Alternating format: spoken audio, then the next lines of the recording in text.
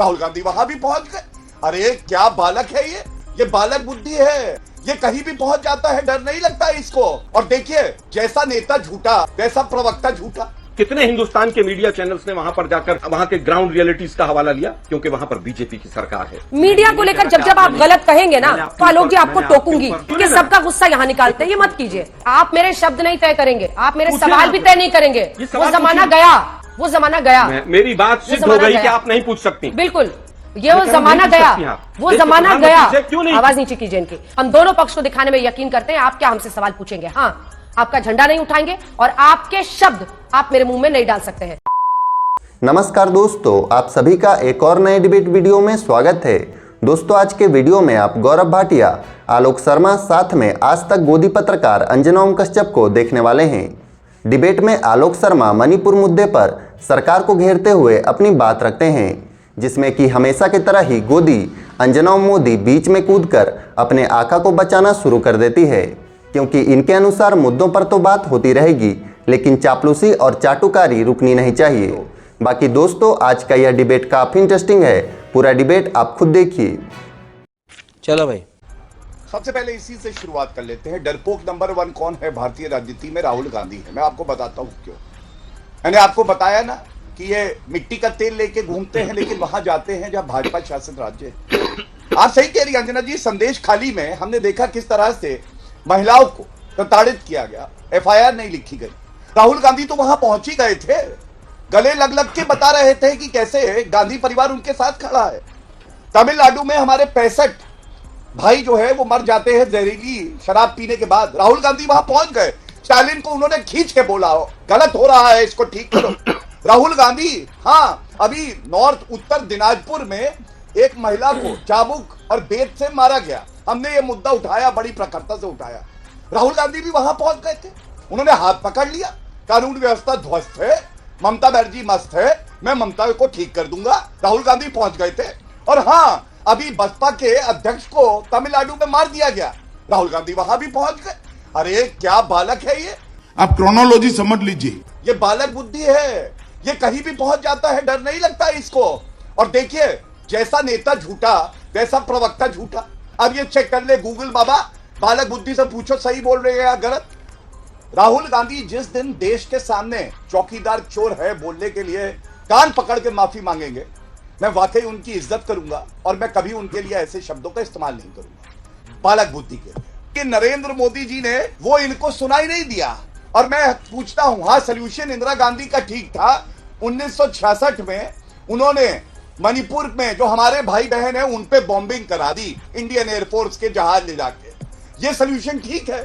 हिंदू हमारे मारे जाएं, हमारे सिख मारे जाएं, मुस्लिम क्रिश्चियन मारे जाएं, क्या फर्क पड़ता है? सल्यूशन तो है बॉम्बिंग। मैं पूछना चाहता हूं, ये जो 6310 महिलाओं के साथ बलात्कार राजस्थान में हुआ, पूरे देश में सबसे ज्यादा, उसके बाद लात मार के उस सरकार को बदल डाला। राहुल गांधी और प्रियंका वाड्रा और सोनिया गांधी का एक बयान दिखाएं, चुनौती देके कहता हूं। मैं तुम्हें अभी समझाता हूँ। मुझे लगता है कि हाथरस की एक पहले भी घटना हुई थी। एक बच्ची को रात को 2 बजे मिट्टी का तेल डालकर प्रशासन की निगरानी में जिस तरह से अंत्येष्टि की गई, वो भी पूरे देश ने देखा था। क्या उस पर भी किसी ने माफी मांगी थी? उत्तराखंड में भी अंजना जी आज तक ने भी शो किया था, 100 से ज्यादा लोग जहरीली शराब से मरे थे। और गुजरात में तो इस तरह की कई बार घटनाएं हुई हैं। संदेश खाली की घटना, गुजरात की घटना, उत्तराखंड की घटना, इसकी तुलना करना मणिपुर से अपने आप में एक गलत बात है। ये एक एक्सीडेंट है, सबने निंदा की, सबने उसकी आलोचना की। चाहे वो तमिलनाडु में 65 लोग मरे हों, उसको कोई अच्छा नहीं कह सकता, बिल्कुल दुर्भाग्यपूर्ण है और कड़ी से कड़ी ऐसे लोगों के खिलाफ सजा मिलनी चाहिए। लेकिन गुजरात में 100 से ज्यादा लोग जहरीली शराब से मरे थे, एक आदमी जेल के अंदर नहीं। आप कह रहे हैं कि गुजरात की तुलना मैं अब करने लग जाऊं मणिपुर से। मुझे, मेरा धर्म नहीं कहता कि मैं मणिपुर की तुलना करूं। 15 दिन बाद जब सोशल मीडिया पर 2 महिलाओं का निर्वस्त्र वीडियो वायरल होता है, तब देश को पता चलता है, चाणक्य को तब तक नहीं पता चलता है। संदेश खाली में जहां पर भी मैं समझता हूं कि कोई भी घटना है, कोई महिला है, वो महिला पहले, उसके बाद सब कुछ है वो। लेकिन वहां पर जिस तरह से बीजेपी के तमाम लोगों ने उसको मुस्लिम और हिंदू का रंग दिया, मैं समझता हूं कि वो बिल्कुल ठीक नहीं था। बार बार बालक बुद्धि कहना आपने भी उनको रोका। मैं फिर कहूंगा, बालक बुद्धियों ने ही कंस का भी पूरी तरह से नाश किया था। बालक बुद्धि ने ही रावण को भी मारा था। रावण भी प्रभु राम को 2 नन्हे बालक कहते थे। मंद बुद्धि और बंद बुद्धि से बेहतर होता है बालक बुद्धि। इसके बाद मैं कुछ नहीं कहूंगा। इस प्रकार की बचकाना बातें किसी के गले नहीं उतरती, लोग मजाक उड़ाते हैं। और जिस दिन जांच होगी उस दिन बहुत लोग जेल के अंदर होंगे। नोटबंदी से लेकर राफेल से लेकर पेगासस से लेकर आज इतने मुद्दे हैं कि किसी मुद्दे में कोई नहीं बचेगा। और सबसे बड़ा मुद्दा भ्रष्टाचार का है। हम तो कह रहे हैं मणिपुर में फास्ट ट्रैक कोर्ट क्यों नहीं बनाई आपने एक भी? उन 2 महिलाओं को जिस तरह से निर्वस्त्र करके, और पता नहीं कितने ऐसे केसेस हैं वहां के, तो मुख्यमंत्री ने ऑन कैमरा, और मुझे जहां तक याद है आज तक के ही कैमरे पे कहा था कि ऐसी तो सैकड़ों घटनाएं हो गई हैं। वो मुख्यमंत्री आज भी बना हुआ है वहां पर। क्या उसको वहां पर अपनी सीट पर रहने का कोई भी नैतिक अधिकार है? जो मुख्यमंत्री ये कहता हो मेरे यहां पर निर्वस्त्र करके महिलाओं को घुमाने जैसी सैकड़ों घटनाएं हो गई हैं, उसके बाद भी बीजेपी में इतनी निर्लज्जता है कि वो मणिपुर की तुलना बाकी चीजों से करती है। आज एलओपी अगर वहां पर गए हैं तो बीजेपी को चाहिए कि नहीं, वहां पर एलओपी गए हैं, हम भी स्वागत करते हैं। राहुल गांधी जी शांति की अपील करने गए हैं। तमाम वहां पर 50 से 60 हजार लोग आज भी कैंप्स में रह रहे हैं। उन कैंपों से कब आएंगे वापस? बीजेपी को प्रशंसा करनी चाहिए थी। लेकिन दिक्कत यह है अब ये किसी के नहीं सुनते हैं।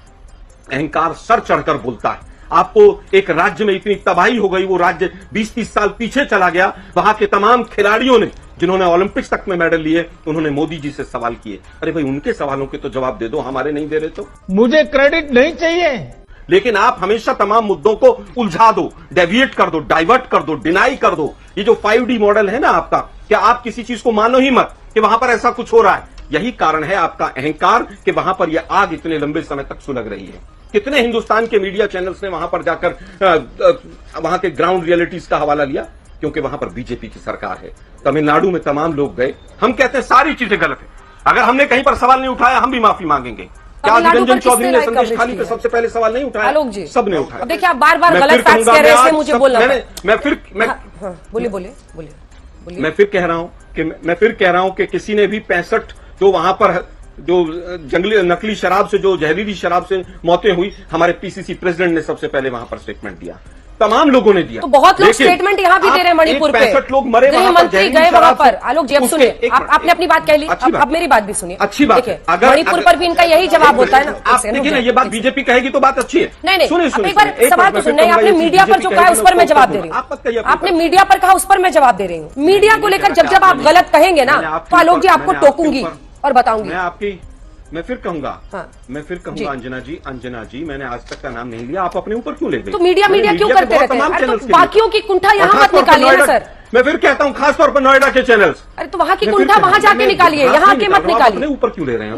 अरे आपने कोई कुंठा नहीं है मेरे मन में। मेरे मन में यही होता है। अच्छा, आप लोग दूसरे जगहों पर, दूसरे चैनल में जाते नहीं है, 6 बजे के हल्ला बोल में बैठ के सबका गुस्सा यहाँ निकालते हैं। ये मत कीजिए, फैक्ट्स पे बात कीजिए, आज तक पे बात कीजिए। आप आज तक पे बैठे तो आज तक की बात, बड़ी शांति से कह रहा हूं। आज तक पे बात कीजिए। मैं शांति से कह रहा हूं। मेरी जवाबदेही बाकियों के लिए नहीं है। बातें करूंगा तो फिर दिक्कत होगी। मेरी जवाबदेही बाकियों के लिए नहीं है। देखिए, मैं रिया चक्रवर्ती को लेकर आऊंगा, मैं तबलीगी जमात को लेकर आऊंगा, बहुत चीजें आ जाएंगी। आज तक का भी मत कहिए किसने क्या किया 10 साल में, उस पर मत जाइए। मणिपुर पर रहते हैं आज हम। तो मणिपुर में क्या देश के प्रधानमंत्री को एक बार भी शांति की अपील नहीं करनी चाहिए थी? क्या आप ये सवाल गौरव भाटिया जी से पूछेंगे? अभी पूछिए। 1000 बार हम लोग पूछ चुके हैं। मैं शांत बैठूं। 1000 बार पूछ चुके। अब बैठिएगा शांत, ठीक है? शांति से सुनिएगा। आप पूछिए ना, अभी के देश के प्रधानमंत्री ने शांति की अपील आज तक क्यों नहीं की? मैं तो आप ये सवाल अपने मुंह से पूछिए। अभी मैं तो, आप मेरे शब्द नहीं तय करेंगे, आप मेरे सवाल भी तय नहीं करेंगे। वो जमाना गया। मेरी बात सिद्ध हो गई कि आप नहीं पूछ सकती। बिल्कुल, ये वो जमाना गया, वो जमाना गया। आलोक शर्मा शुरू से सवाल उनसे पूछ रही हूँ, लेकिन आपकी दिक्कत क्या है ना कि आप चाहते हैं कि हम लोग कांग्रेस का झंडा हाथ में उठा लें। वो नहीं हो पाया। मैं बार मुझे नहीं पता आज क्या सोचकर आप आए हैं। आवाज नीचे कीजिए इनकी। मुझे नहीं पता आज आप क्या सोचकर आए हैं, क्यों शुरू से आप कम्बैटिव मूड में हैं। लेकिन देखिए, मौका आपको यहीं पर मिलता है बोलने का। बाकियों की कुंठा आकर रोज आप लोग हल्ला बोल में निकालते हैं, फिर कहते हैं हम आज तक के लिए नहीं कह रहे हैं। आज तक के लिए नहीं कह रहे हैं तो आज तक पर बैठकर मत बोलिए। दूसरे के लिए कह रहे हैं तो वहां जाकर बोलिए। ना हमारी जवाबदेही और जिम्मेदारी बाकियों के लिए है, ना हम उनकी तरफ से जवाब देंगे। हम दोनों पक्ष को दिखाने में यकीन करते हैं। आप क्या हमसे सवाल पूछेंगे? हाँ, आपका झंडा नहीं उठाएंगे और आपके शब्द आप मेरे मुंह में नहीं डाल सकते हैं। इतना छोटा पहले कभी नहीं हुआ होगा। तो दोस्तों, आज के लिए बस इतना ही। उम्मीद है आपको यह डिबेट वीडियो पसंद आया होगा। इसी के साथ इस पूरे वीडियो में गोदी पत्रकार अंजना मोदी साथ में आलोक शर्मा के इस पूरे वक्तव्य पर आपकी क्या प्रतिक्रिया है, हमें नीचे कमेंट कर जरूर बताएं। साथ ही अगर आप हमारे चैनल पर नए हैं तो प्लीज़ वीडियो को लाइक करके चैनल को सब्सक्राइब कर लें।